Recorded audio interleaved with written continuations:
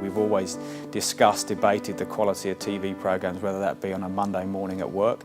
This will just allow faster sharing and discussion about content. We're already seeing statistics where, catch-up TV via the PC in some programming is outstripping the linear broadcast. The BBC is a group of channels in the UK. Since the launch of the iPlayer, their audiences have gone up 9–10%. Australia has the highest DVD rental per capita in the world, and clearly the convenience of ordering those films from your living room is something that consumers will demand. In the first part of social TV we're seeing is people on their iPads or on their PCs, sort of on Facebook talking about the shows, twittering about the shows. The more interesting thing is when that social interaction changes your viewing habits. There's hundreds of content opportunities to view, and with improved technology through connected TVs, we'll see the accessibility to that to be significantly better. We're starting to see a rapid evolution of what we call relevance. So recommendation engines, things that look at what your friends are doing, what's popular, what people like you, or even predictive behaviors on what you've done before going forward. This has been the biggest challenge since the invention of the internet, is how to find the stuff that I'm actually interested in. There's the social aspect. Facebook and Twitter have done a marvellous job of helping me find content I'm interested in because my friends are interested in, maybe I am. But there's an aspect of it that says, well, actually I'm interested in other stuff as well. What you're seeing now is more devices in the home that can access TV. Those shifts are pretty dramatic and quick, the latent demand to view away from the family. The content, as it should, travels with you throughout the house and goes onto whatever screen you want. And the other overlay is a sense of the curation and finding of the content, and that's done through bots, if you will, but also through what my friends are doing.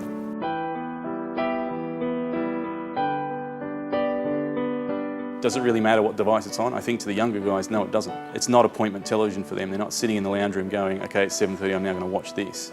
It's, I've got my smartphone in my pocket, what is it? Give me the link. The younger generations want to interact now. In fact, it's not after the show, it's during the show.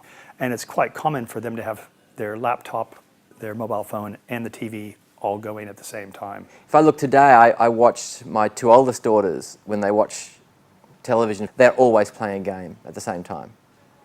Microsoft's been very successful in having Xbox Live connected to big screens, very social, games orientated, driving content through that and then adapting that to the TV model, so having streaming TV channels. Young people are likely to sort of watch television or watch video content in a more on-demand way than older audiences. If that means that they're watching more video content, that will create opportunities for advertisers.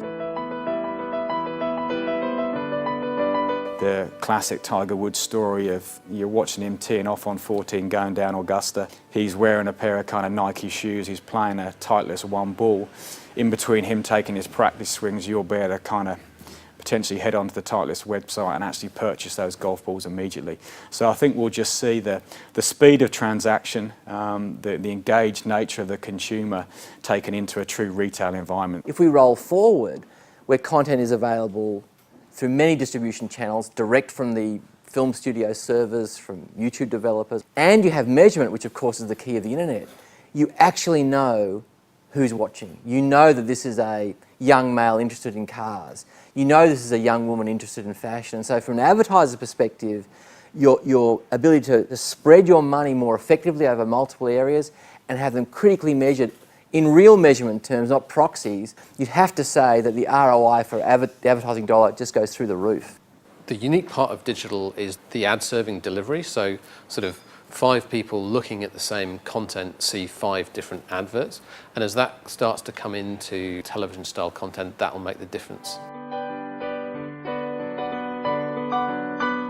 We mightn't think about a living room so much or a cinema room necessarily. It'll be more about what sort of content do I want to watch and where. I think we'll see the likes of Apple join up that experience between the iPad and the TV very, very quickly so that one's controlling the other. Xbox is already doing it with the Samsungs and LGs of this world. Social TV will be a good PR benchmark for great content. It'll also allow the larger content distributors to probably pilot and test content before they commission a full series. For television, I think it's only good news. So the single most exciting thing I think for consumers is they'll be able to pay less and get more. You're watching a program and you can quickly, on a big video wall, you have somebody singing a particular song, you can pull out that information about that song off to the side, interact with that, purchase it, find out more information on it, but you're not changing the actual big screen experience at the same time. And I think there's a lot more of that deeply immersive, brand integrated content coming along that the technology will be able to deliver ultimately. I think it's going to look very personal.